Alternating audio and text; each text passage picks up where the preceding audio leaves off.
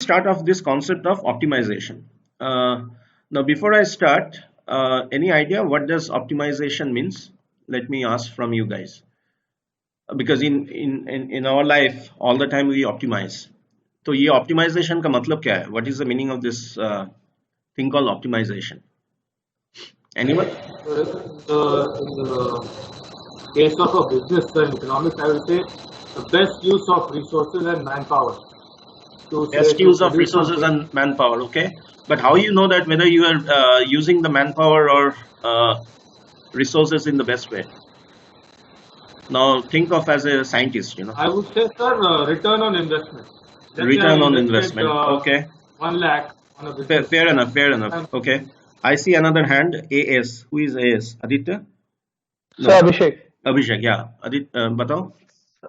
So I think according to me, optimization means कि sir, whenever we are using something, we should get the best outcome of it. Very good. Like किसी भी industry में we are using our workforce or labor or resources, so we should get the most efficient and productive outcome. Okay. So now, both of your answers are in a way correct, but let's try to put thing into context. And because we are dealing with the consumer theory, think of yourself as a consumer. Of course, you are a consumer. So if I want to kind of rephrase the question, saying that now rather than you're trying to maximize your return from investment, which you just now said, if I'm saying that you are as a consumer, you are trying to optimize your decision. So as a consumer, what you want to optimize? Satisfaction. What function? Come again. Also what? Come again. I didn't follow. You want to optimize what? Satisfaction. Satisfaction. Okay, very good. So I want to optimize satisfaction, which means, and this satisfaction is something which is in the course of microeconomics we call utility. Okay, so utility function is nothing but it's a function which tells us that how we are maximizing our satisfaction. That's a very well said answer. Given what? Given what? Satisfaction as a function of what? So the price we pay. Huh? So satisfaction for the price we pay. No, satisfied कब मिलता है? So satisfaction, what we get. Yeah, what you get. We are paying for something, and how much satisfaction we get from that thing. Yeah, so basically satisfaction from consuming, right? So you are consuming something. Let's say you are hungry, and that's the example which we discussed in the very beginning of this class. Let's say you are thirsty and you want to have a glass of coconut water, and depending upon whether you are getting onto the first glass or the second glass, your level of satisfaction is varying. But at the end of the day, the very fact that you are willing to pay a price for the goods that you are consuming, it tells me that as a rational person, you are consuming that good because you hope to get some benefit or satisfaction out of that consumption, right? So that is where we started. So optimization means now you can obtain your utility or satisfaction or benefit or whatever term you would like to call it in terms of consuming variety of goods and services. For the sake of simplicity, let's assume, again I'm using the word sake of simplicity because I can actually extend this to n number of good, because typically in our day-to-day activity we tend to consume both goods and services and many type of them, so therefore just to put thing into context, let's assume that we are consuming only two goods. Let's say tea, which I'm calling as good one, because once you wake up in the morning, either you'd like to have tea, and let's say you would also like to consume as lunch some bread, so which I'm calling as good 2, which is x2, right?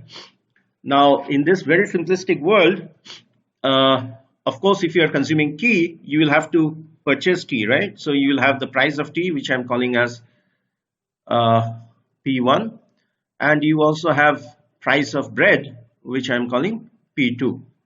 Now, in this simplistic world where you are just consuming these two goods, as I said that we can extend this thing into multi goods and services, but for the sake of our understanding, let's focus on these two items.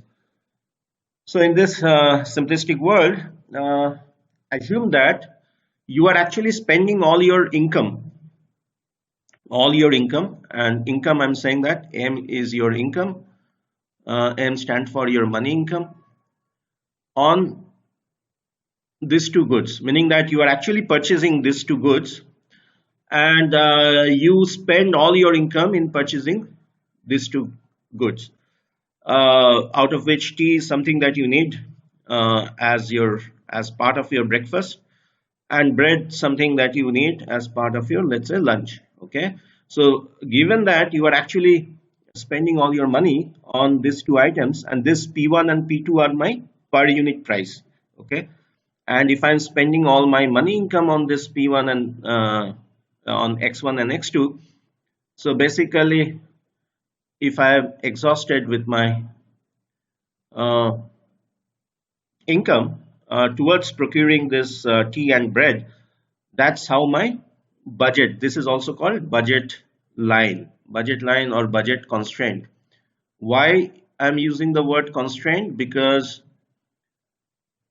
I'm not in a position to spend more than what I have earned.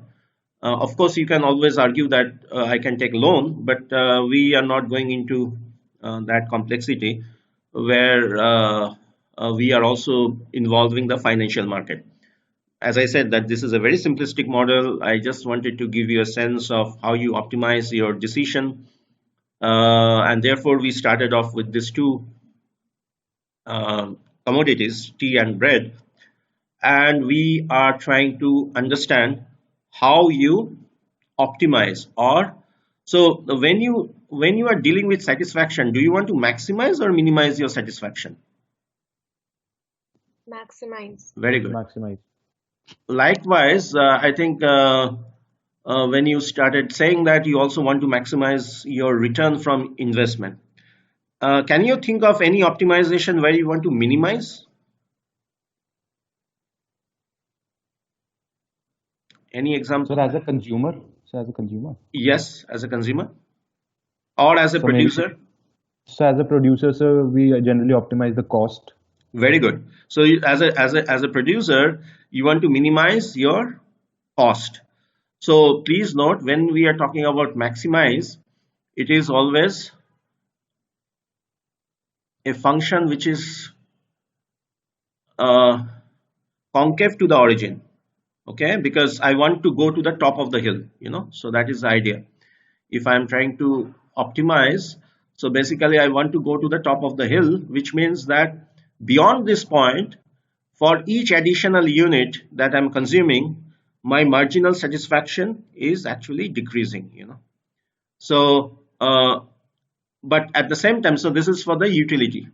So if I'm looking into the utility maximization or satisfaction, I am dealing with a concave function. But as Harshit just now mentioned, if I'm dealing with a cost function always look like this, convex, because I want to minimize. So so my optimization lies here. So in case of cost function, the optimization is this star where I'm putting. In case of utility maximization, this optimization will be again star.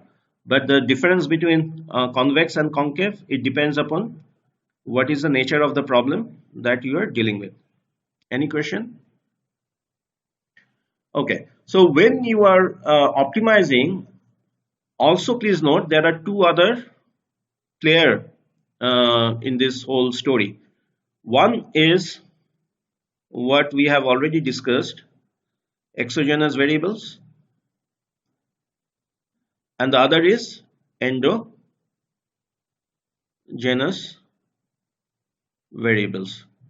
And just to go quickly, what is the difference between exo and endo? Exogenous variable is something which is not under your control. This is not under my control. Whereas endogenous variable is something which is under your control. Okay. So for instance, when we are dealing with this consumer theory, my exogenous variable will be money income, because money income is not under my control. Money income is something decided by my employer, the place where I'm working. What else is not under my control are the prices, because price is something which is determined by the guy who is selling tea, the guy who is selling bread in these two examples. Okay. But what is under my control is how much quantity of bread and how much quantity of tea that I'm going to purchase. Is it clear? Any question? Is it clear? Okay, so basically, when we are dealing with the consumer theory or optimization of consumer behavior, basically what it boils down to is, here you have few items. For our simplistic case, we are dealing with two items, namely tea and bread. You have some exogenous variable. For our simplistic case, we are dealing with exogenous variable as the price of these items, as well as the money income, or the income that you as a consumer you are earning, and you also have these two endogenous variable. So the idea is how you can maximize your satisfaction given your exogenous variable. Okay, so what is your objective? Objective is maximize your satisfaction, and satisfaction we are calling maximize utility given your endo and exo variable. Okay, is it clear up to this point? Any question, please ask. Okay, can I erase this whole thing? Okay, now let's assume, so we are so far so good. So let's try to give. Sir, one doubt actually I have. Yeah, please. Sir, the graphs you made, just could you explain it, the shape of the graph and all, because I couldn't understand why the utility graph is coming like this. And so the utility, it's not a graph, it's a function. So whenever we try to maximize, so maximize means what? You are climbing the top of the hill, you want to maximize, right? So the more the better, right? What is the meaning of the word maximize? The more the better. So if I'm climbing on the top of the hill, that is my maximum, right? So can you think of any other function which can give you a, of course I can think of a function like this, exponential. Let's assume that if I'm looking into a function like this, you can say that यहाँ पे minimum कहाँ पे होगा, because this is if I'm looking into a log function, so the other thing I drew is the cost function, right? So the cost function, I have the minimum here. I know where to stop my endogenous variable so that I can minimize my cost. But if I give you a function like this, here the function is like it is asymptomatic. I mean asymptotic. Sorry, not asymptomatic because of COVID has started. This is asymptotic to the origin, meaning that to the infinity it will go like this. So I don't know where to stop. Likewise, if I give you a maximization function which looks like this, so there is no global maximization because it is an ever increasing function, so if I want to hit, or if I want to maximize or optimize, I will have to deal with a function where I have local minimum, local as well as global maximum. Now in this case, you can always argue that this is my local maximum, but I'm not able to hit the global maximum because this is ever increasing function. Are you getting my point? So ideally we should deal with a function where I know that that is the maximum or that is the minimum. Likewise, in this case, I can have many local minimum, but I don't know where is the global minimum because this function is just continuing. So please keep in mind for your future reference, whenever we are dealing with, let's say, cost function, we minimize. Whenever we are dealing with a utility function, we maximize. Revenue function, again, we maximize. Profit function, we maximize. So depending upon the nature of the function, you will come across this kind of graph. Any other question? Okay, so in this case, now let's try to go back to this idea of optimizing our so basically what you have is, if I have two commodity, tea and bread, like what we are discussing, I have one thing called budget constraint. Now this is that P1 x1 plus P2 x2 equal to M. Now why this line is a straight line? Because as you can see, the power of all this x and is equal to it is equal to 1, so it's a straight line. So this is a very simplistic assumption. And you also have something which is called indifference curve, indifference curve, and you can check your book, but let me tell you the intuition. So indifference curve is basically what quantity so of goods or combination of good, let's say that you have u1, this is u2. So basically what means that always u2 is greater than u1. Now please note, if I am dealing with u1, I can have this combination of good, meaning that if I am, let's say, dealing with tea in this axis and bread on the vertical axis, and this is my budget line, which is this guy out here. So your objective is, given your budget, given your money income, you want to maximize your satisfaction. And how you maximize your satisfaction? You want to be on the maximum possible or maximum possible achievable utility function. Okay, now maximum possible achievable is the guy out here, because in this case, basically, if I'm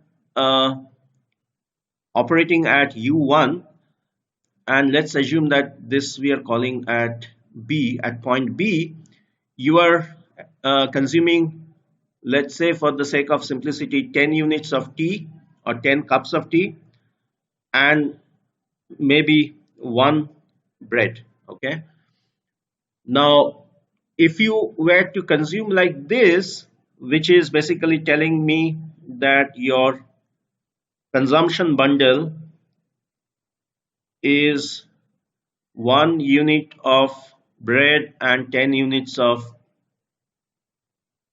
tea, this consumption bundle is going to give you lesser amount of satisfaction if, as opposed to if we were to consume, let's say, 2 units of bread and 5 cups of tea.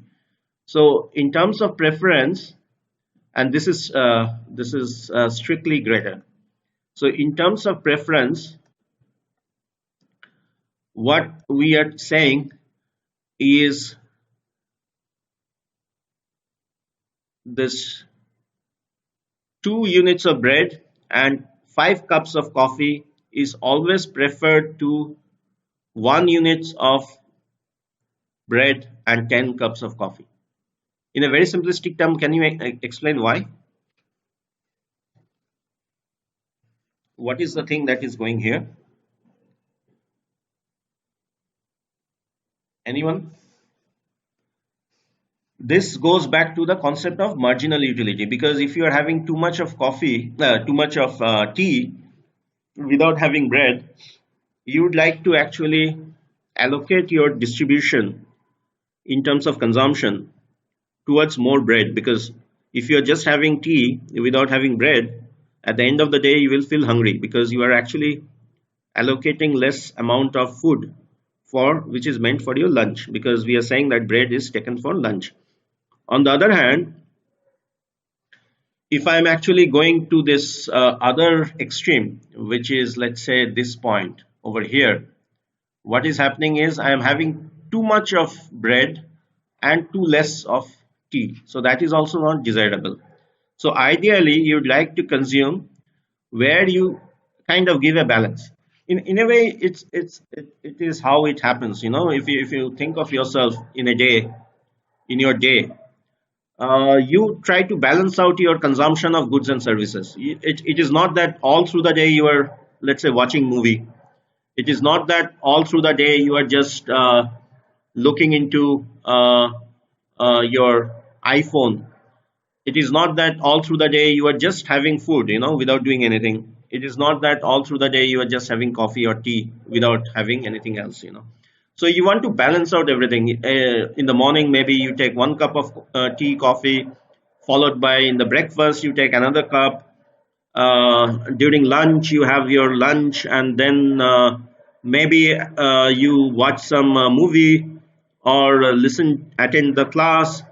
So all these are part of services and goods that you are consuming, and you are consuming in a way that you don't complain that you are having too much of anything, you know, because you yourself will try to reduce your consumption of any particular item if consciously or subconsciously you think that you are having too much of that.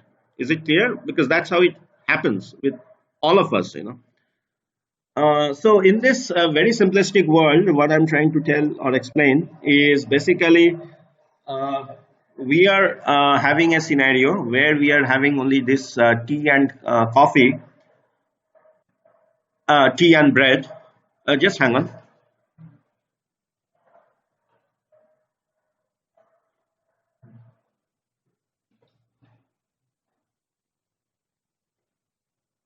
And then we want to maximize our consumption of tea and bread. Any question that I can take up to this point? Again, please. What I'm understanding is we want to maximize our cost and satisfaction ratio. No, cost. Don't bring cost here, because we are in the consumer side. We can do the similar exercise for the theory of firm, where you want to minimize your cost and maximize your profit. We are now dealing with, and I'm not going to deal with this detail when I go to the theory of firm, because this the logic is exactly the same. So right now focus on you as a consumer, you know, so there is nothing to minimize. We are only maximizing. What we are maximizing? You're maximizing your satisfaction from consuming some items that you feel good in terms of consuming. Of course, you're not going to consume some items which you don't like to pay for, you know. So does it answer your question? Yes, sir. Okay. So in this model, what is under my control is how much I can consume, which is x1 and x2. What is not under my control, which is p1, p2 and m. So these are my exogenous variable. Is it clear?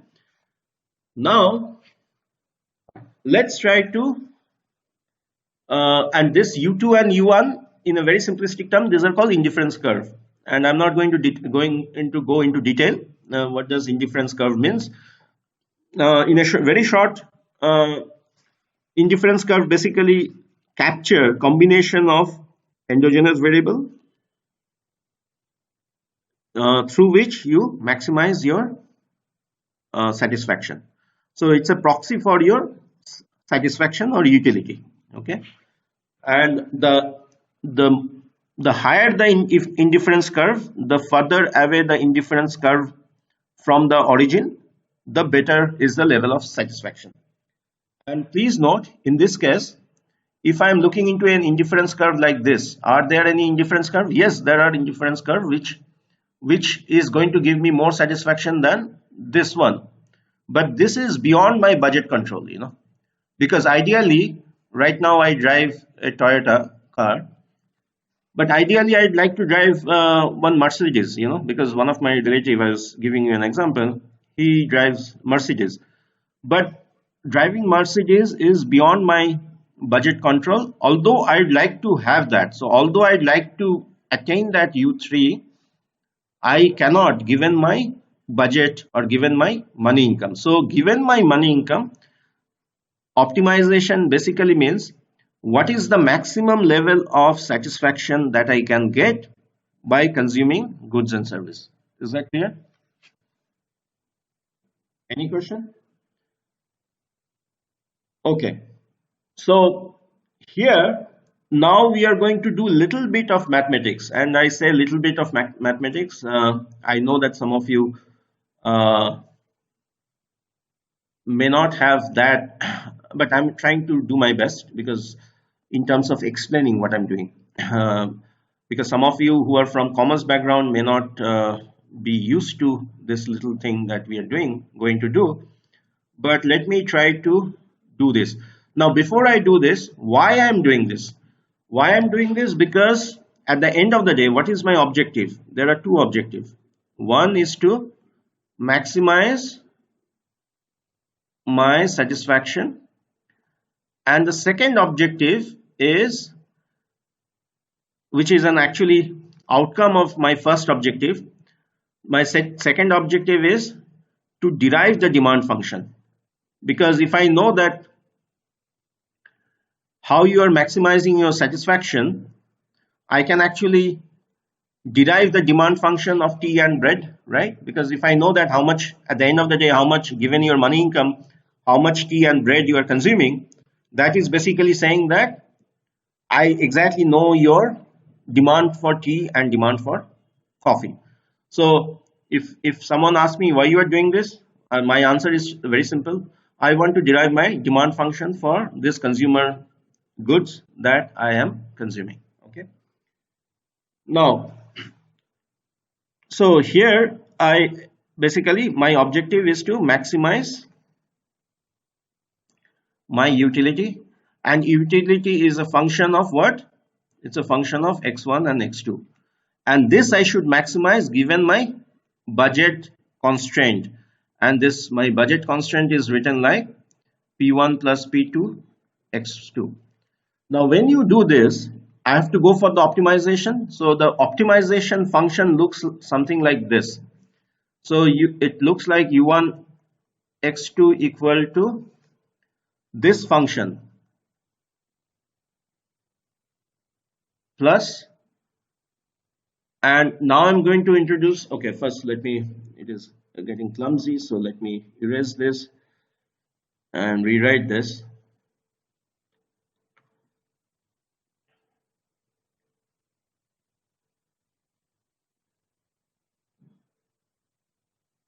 So basically what I'm going to do is I'm trying to maximize my utility. So utility it's a function of x1 x2 given my budget constraint, which is given as this one. So basically I have now a function where I can rewrite as f1 x2 plus, please hang on, I'm going to explain this, m minus p1 x1 minus p2 x2. Now this thing which I've written is called shadow value. Okay, and in book, if you see, they will not explain what this means. They will just say it's a Lagrangian multiplier because it looks like that. But let me explain what this shadow value means. Shadow value basically means that please listen to this very carefully.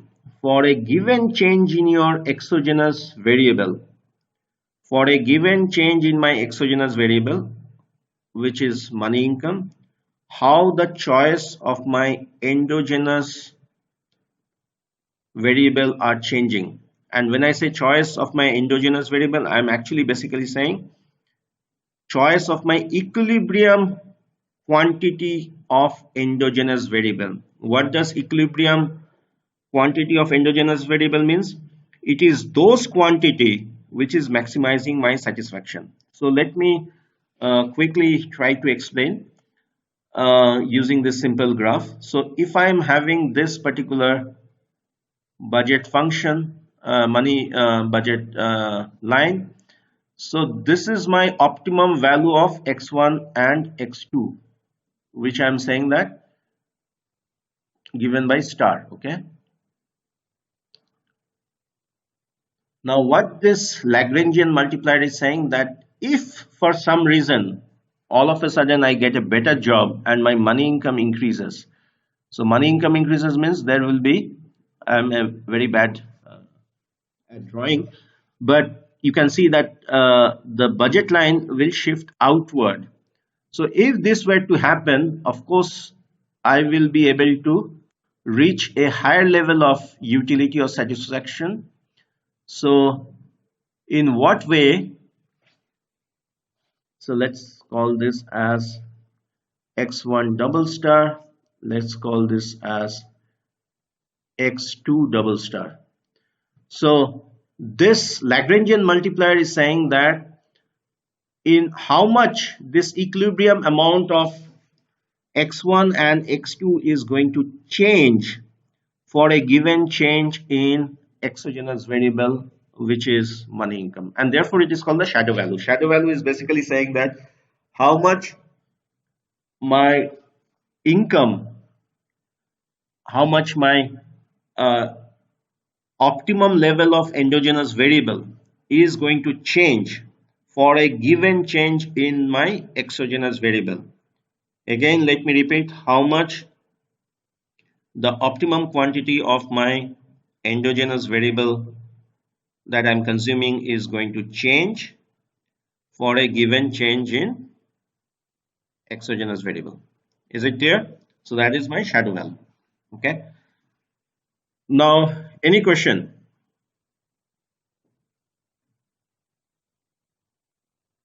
Anyone, any question? So basically, as I said, when you are trying to optimize, you want to optimize with respect to my endogenous variable, with respect to the endogenous variable. So in this case, if I'm trying to optimize, then what happens is,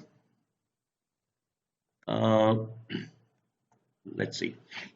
So the first condition of optimizing is you want to maximize with respect to amount of, so this is basically delta f x1 x2 over x1.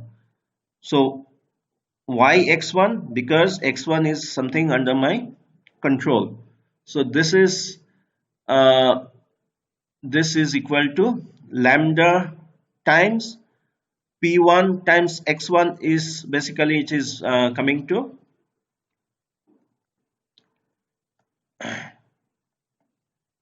how much? It is coming to p1, because p1 x1 over, if I'm doing delta x1, this is equal to p1. Okay, likewise if I'm doing delta p2 x2 over x2, it is giving me p2.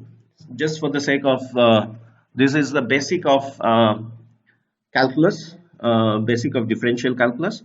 So the first order of optimization is basically saying that this is equal to 0.